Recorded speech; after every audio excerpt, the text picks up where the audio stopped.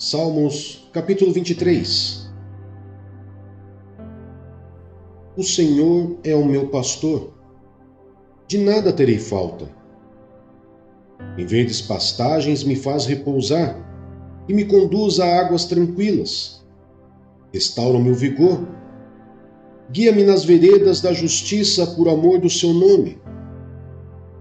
Mesmo quando eu andar por um vale de trevas e morte, não temerei perigo algum, pois tu estás comigo.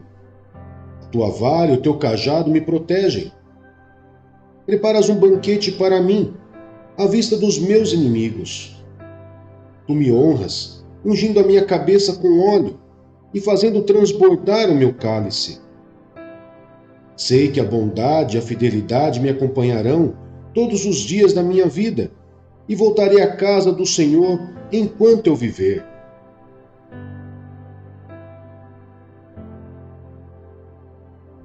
Salmos, capítulo 24. Do Senhor é a terra e tudo o que nela existe, o mundo e os que nele vivem, pois foi ele quem fundou-a sobre os mares e firmou-a sobre as águas. Quem poderá subir o monte do Senhor? Quem poderá entrar no seu santo lugar? Aquele que tem as mãos limpas e o coração puro, que não recorre aos ídolos, nem jura por deuses falsos. Ele receberá bênçãos do Senhor, e Deus, o seu Salvador, lhe fará justiça. São assim aqueles que o buscam, que buscam a sua face, ó Deus de Jacó. Abram-se, ó portais, abram-se, ó portas antigas, para que o Rei da Glória entre. Quem é o Rei da Glória? O Senhor forte e valente, o Senhor valente nas guerras. Abram-se, ó portais, abram-se, ó portas antigas, para que o Rei da Glória entre. Quem é esse Rei da Glória? O Senhor dos Exércitos. Ele é o Rei da Glória.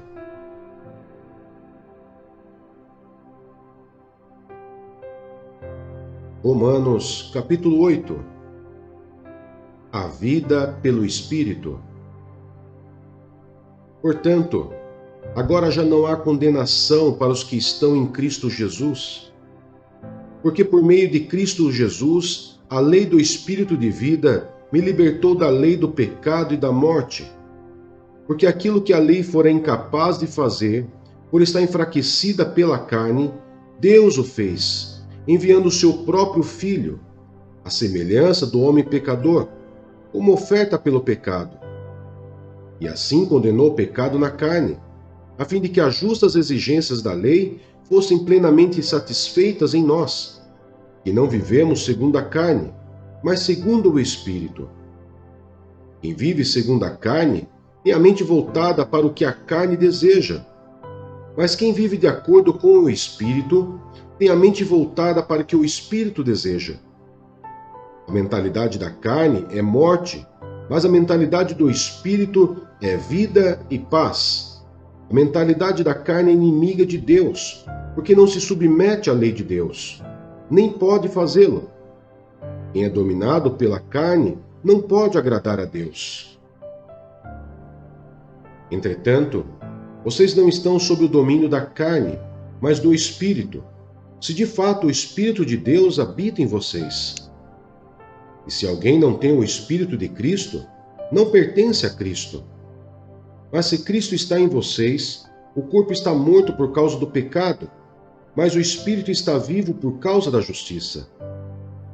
E se o Espírito daquele que ressuscitou Jesus dentre os mortos habita em vocês, aquele que ressuscitou a Cristo dentre os mortos também dará vida a seus corpos mortais, por meio do seu Espírito, que habita em vocês. Portanto, irmãos, estamos em dívida, não para com a carne, para vivermos sujeitos a ela. Pois se vocês viverem de acordo com a carne, morrerão. Mas se pelo Espírito fizerem morrer os atos do corpo, viverão. Porque todos os que são guiados pelo Espírito de Deus são filhos de Deus. Pois vocês não receberam um espírito que os escravize, para novamente temerem, mas receber o Espírito que os torna filhos por adoção, por meio do qual clamamos: Abba, Pai. O próprio Espírito testemunha ao nosso espírito que somos filhos de Deus. Se somos filhos, então somos herdeiros, herdeiros de Deus e co-herdeiros com Cristo. Se de fato participamos dos seus sofrimentos, para que também participemos da sua glória. A glória futura. Considero que os nossos sofrimentos atuais não podem ser comparados com a glória que em nós será revelada. A natureza criada aguarda com grande expectativa que os filhos de Deus sejam revelados, pois ela foi submetida à inutilidade, não pela sua própria escolha, mas por causa da vontade daquele que a sujeitou, na esperança de que a própria natureza criada será libertada da escravidão, da decadência em que se encontra, recebendo a gloriosa liberdade dos filhos de Deus. Sabemos que toda a natureza criada geme até agora, como em dores de parto. E não só isso, mas nós mesmos, que temos os primeiros frutos do Espírito, gememos interiormente, esperando ansiosamente nossa adoção como filhos, a redenção do nosso corpo. Pois nessa esperança fomos salvos. Mas esperança que se vê não é esperança. Quem espera por aquilo que está vendo? Mas se esperamos o que ainda não vemos, aguardamo-lo pacientemente. Da mesma forma, o Espírito nos ajuda em nossa fraqueza, pois não sabemos como orar, mas o próprio Espírito intercede por nós com gemidos inexprimíveis. E aquele que sonda os corações conhece a intenção do Espírito, porque o Espírito intercede pelos santos de acordo com a vontade de Deus. Mais que vencedores. Sabemos que Deus age em todas as coisas para o bem daqueles que o amam, dos que foram chamados de acordo com o seu propósito. Pois aqueles que de antemão conheceu, também os predestinou para serem conformes à imagem de seu Filho, a fim de que ele seja o primogênito entre muitos irmãos. E aos que predestinou, também chamou. Aos que chamou, também justificou. Aos que justificou, também glorificou. Que diremos, pois, diante dessas coisas? Se Deus é por nós, quem será contra nós? Aquele que não poupou seu próprio Filho, mas o entregou por todos nós, como não nos dará juntamente com ele, e de graça, todas as coisas? Quem fará alguma acusação contra os escolhidos de Deus? É Deus quem os justifica. Quem os condenará? Foi Cristo Jesus que morreu, e mais, que ressuscitou e está à direita de Deus, e também intercede por nós. Quem nos separará do amor de Cristo? Será tribulação, ou angústia, ou perseguição, ou fome, ou nudez, ou perigo, ou espada? Como está escrito: por amor de ti enfrentamos a morte todos os dias. Somos considerados como ovelhas destinadas ao matadouro. Mas em todas estas coisas somos mais que vencedores, por meio daquele que nos amou. Pois estou convencido de que nem morte nem vida, nem anjos nem demônios, nem o presente nem o futuro, nem quaisquer poderes, nem altura nem profundidade, nem qualquer outra coisa na criação será capaz de nos separar do amor de Deus que está em Cristo Jesus, nosso Senhor.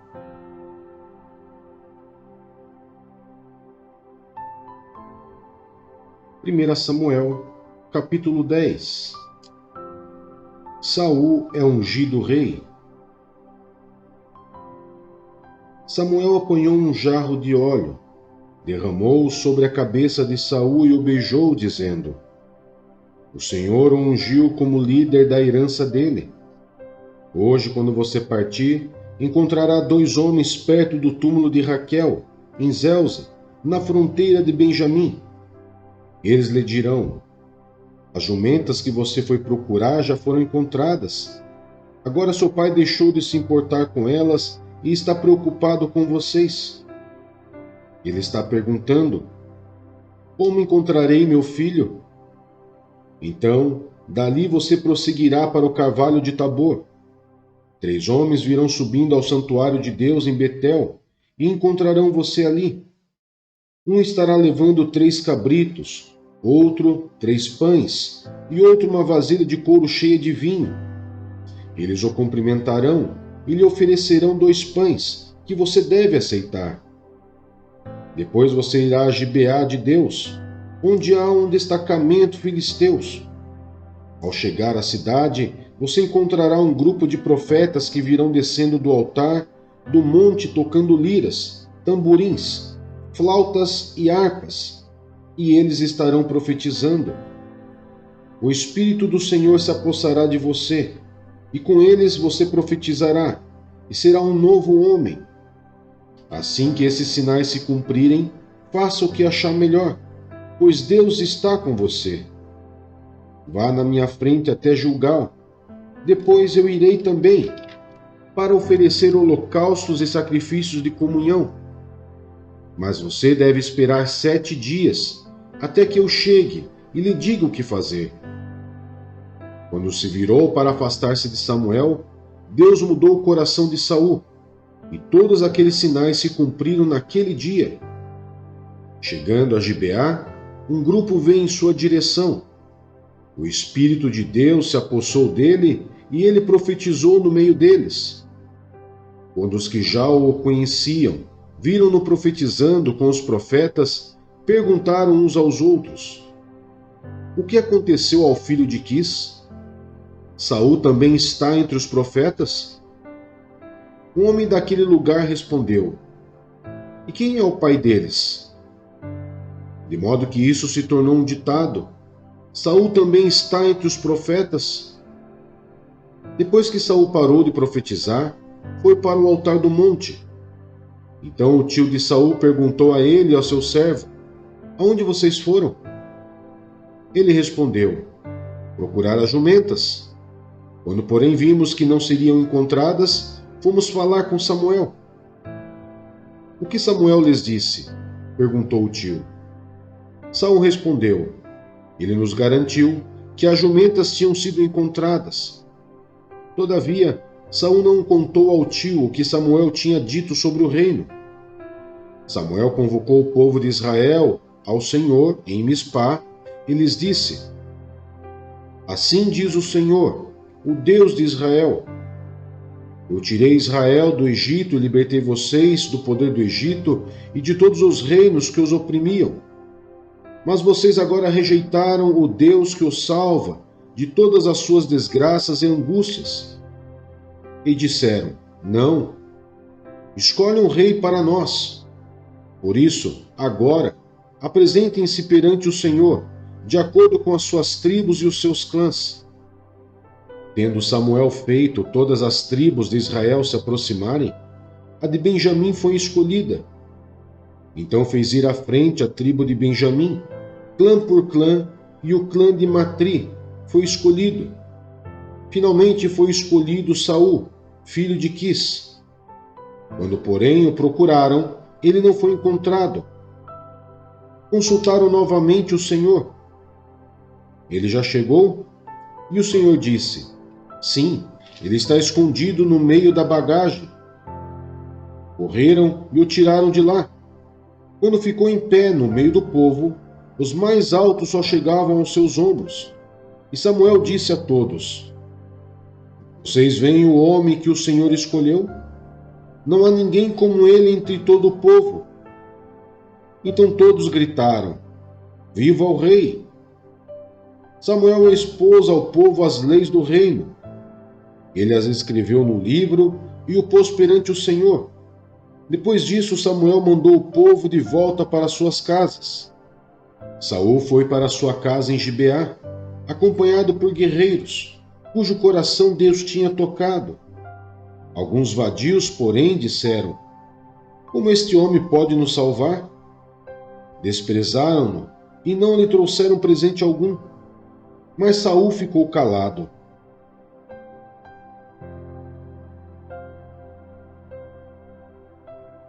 Jeremias, capítulo 47.